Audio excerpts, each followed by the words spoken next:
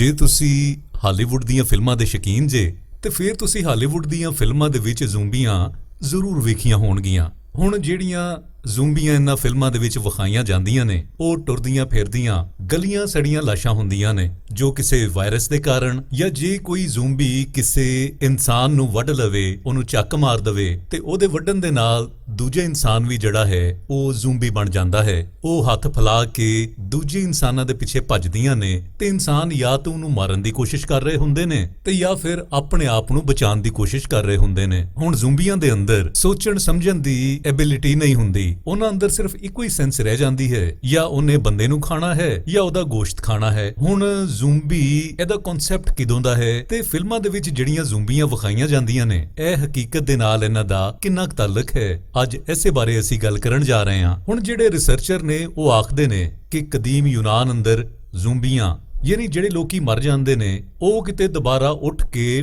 ਟੁਰਨ ਫਿਰਨ ਨਾ ਲੱਗ ਪੈਣ, ਇਸ ਸ਼ੈ ਦਾ ਉਹਨਾਂ ਦੇ ਅੰਦਰ ਖੌਫ ਮੌਜੂਦ ਸੀ। ਹੁਣ ਸਵਾਲ ਇਹ ਪੈਦਾ ਹੁੰਦਾ ਹੈ ਭਈ ਰਿਸਰਚਰਾਂ ਨੂੰ ਕਿਸ ਤਰ੍ਹਾਂ ਪਤਾ ਲੱਗਾ ਕਿ ਉਹਨਾਂ ਦੇ ਦਿਲਾਂ ਦੇ ਅੰਦਰ ਇਹ ਖੌਫ ਮੌਜੂਦ ਸੀ ਕਿ ਕਿਤੇ ਜ਼ੂੰਬੀਆਂ ਉੱਠ ਕੇ ਤੁਰਨ ਫਿਰਨ ਨਾ ਲੱਗ ਪੈਣ। ਉਹਨਾਂ ਨੇ ਕਈ ਇਲਾਕਿਆਂ ਦੇ ਵਿੱਚ ਇਹੋ ਜਿਹੀਆਂ ਕਬਰਾਂ ਵੇਖੀਆਂ ਜਿਨ੍ਹਾਂ ਕਬਰਾਂ ਤੇ ਢਾਂਚਿਆਂ ਦੇ ਉੱਤੇ ਵੱਡੇ ਵੱਡੇ ਪੱਥਰ ਰੱਖੇ ਹੋਏ ਸੀ। ਉਹ ਇਸ ਕਾਰਨ ਪਈ ਮੁਰਦੇ ਜਿਹੜੇ ਨੇ ਉਹ ਦੁਬਾਰਾ ਉੱਠ ਕੇ ਟੁਰਨ ਫਿਰਨ ਨਾ ਲੱਗ ਪੈਣ। ਹੁਣ ਇਸੇ ਬਾਰੇ 17ਵੀਂ ਸਦੀ ਦੇ ਵਿੱਚ ਜ਼ੂੰਬੀਆਂ ਮੁਤਲਕ ਜਿਹੜੀਆਂ ਲੋਕ ਦਾਸਤਾਨਾਂ ਨੇ ਉਹ ਸ਼ਮਾਲੀ ਅਮਰੀਕਾ ਦੇ ਮੁਲਕ ਦੇ ਵਿੱਚ ਲੱਭਦੀਆਂ ਨੇ ਜਿੱਥੇ ਗੰਨੇ ਦੀ ਕਾਸ਼ਤ ਵਾਸਤੇ ਅਫਰੀਕਾ ਤੋਂ ਗੁਲਾਮ ਲਿਆਂਦੇ ਜਾਂਦੇ ਸਨ। ਹੁਣ ਇਹਨਾਂ ਲੋਕ ਦਾਸਤਾਨਾਂ ਦੇ ਵਿੱਚ ਜ਼ੂੰਬੀ ਇੱਕ ਇਹੋ ਜਿਹੇ ਗੁਲਾਮਾਂ ਦੀ ਮੁਸ਼ਕਲ ਜ਼ਿੰਦਗੀ ਦੀ ਅਕਾਸੀ ਕਰਦੀ ਸੀ ਜਿਹੜੇ ਕਿ ਮਰ ਕੇ ਹੀ ਆਜ਼ਾਦ ਹੋ ਸਕਦੇ ਸਨ। ਮਗਰਬੀ ਅਫਰੀਕਾ, ਬ੍ਰਾਜ਼ੀਲ ਤੇ ਹੋਰ ਕਈ ਮੁਲਕਾਂ ਦੇ ਵਿੱਚ ਵੋਡੋ ਮਜ਼ਹਬ ਦੇ ਮੰਨਣ ਵਾਲਿਆਂ ਦੇ ਵਿੱਚ ਵੀ ਜ਼ੂੰਬੀਆਂ ਦਾ ਕਨਸੈਪਟ ਹੈਗਾ ਸੀ। ਇਹਨਾਂ ਦੇ ਵਿੱਚ ਤੇ ਕੁਝ ਇਹ ਮੰਨਦੇ ਸੀ ਭਈ ਇਹਨਾਂ ਦੇ ਮਜ਼ਹਬ ਦੇ ਜਿਹੜੇ ਬੋਕੋਰ ਨੇ ਯਾਨੀ ਜਿਹੜੇ ਵੱਡੇ ਨੇ ਉਹ ਜੜੀ ਬੂਟੀਆਂ, ਹੱਡੀਆਂ ਤੇ ਜਾਨਵਰਾਂ ਦੇ ਗੋਸ਼ਤ ਦੇ ਨਾਲ ਇੱਕ ਅਜਿਹਾ ਸਫੂਫ ਤਿਆਰ ਕਰਦੇ ਨੇ ਜਿਹਦੇ ਨਾਲ ਇਨਸਾਨ ਜਿਹੜਾ ਹੈ ਉਹ ਜ਼ੂੰਬੀ ਦੇ ਵਿੱਚ ਤਬਦੀਲ ਹੋ ਜਾਂਦਾ ਹੈ, ਯਾਨੀ ਉਹ ਦੂਜੇ ਇਨਸਾਨ ਨੂੰ ਵੀ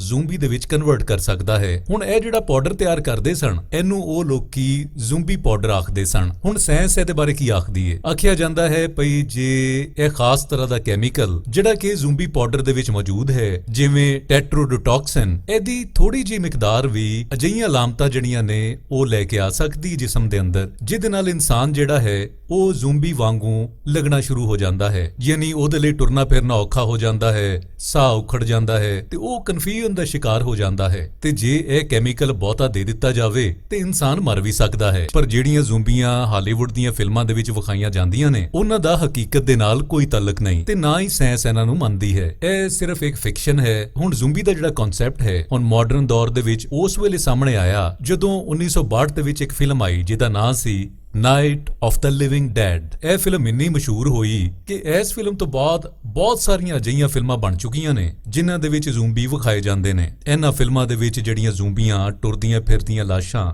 ਜਿਹੜੀਆਂ ਹੱਥ ਅਗਾਂਹ ਕਰਕੇ ਹੌਲੀ ਹੌਲੀ ਦੂਜੇ ਇਨਸਾਨਾਂ ਦੇ ਪਿੱਛੇ ਟੁਰਦੀਆਂ ਨੇ ਯਾਨੀ ਉਹਨਾਂ ਦਾ ਗੋਸ਼ਤ ਖਾ ਸਕਣ, ਇਹ ਕਨਸੈਪਟ ਉਸੇ ਫਿਲਮ ਤੋਂ ਲਿਆ ਗਿਆ ਹੈ। ਹੁਣ ਇਹਨਾਂ ਫਿਲਮਾਂ ਦੇ ਵਿੱਚ ਜਿਹੜੀਆਂ ਜ਼ੂੰਬੀਆਂ ਵਿਖਾਈਆਂ ਜਾਂਦੀਆਂ ਨੇ ਉਹ ਨਾ ਤੇ ਸੋਚ ਸਕਦੀਆਂ ਨੇ ਨਾ ਕੋਈ ਸ਼ੈ ਸਮਝ ਸਕਦੀਆਂ ਨੇ, ਉਹਨਾਂ ਨੂੰ ਸਿਰਫ ਇੱਕੋ ਹੀ ਲੋੜ ਹੁੰਦੀ ਹੈ ਤੇ ਉਹ ਹੈ ਇਨਸਾਨੀ ਗੋਸ਼ਤ ਦੀ। ਹੁਣ ਇਹ ਤੇ ਸੀ ਥੋੜੀ ਜਿਹੀ ਜਾਣਕਾਰੀ ਜ਼ੂੰਬੀਆਂ ਦੇ ਬਾਰੇ। ਹੁਣ ਜ਼ੂੰਬੀਆਂ ਵਾਕਈ ਹੈਗੀਆਂ ਨੇ ਜਾਂ ਨਹੀਂ ਇਹਦਾ ਫੈਸਲਾ ਤੁਸੀਂ ਆਪ ਕਰ ਸਕਦੇ ਹੋ। ਉਮੀਦ ਕਰਦੇ ਹਾਂ ਕਿ ਇਹ ਵੀਡੀਓ ਤੁਹਾਨੂੰ ਚੰਗੀ ਲੱਗੀ ਹੋਵੇਗੀ।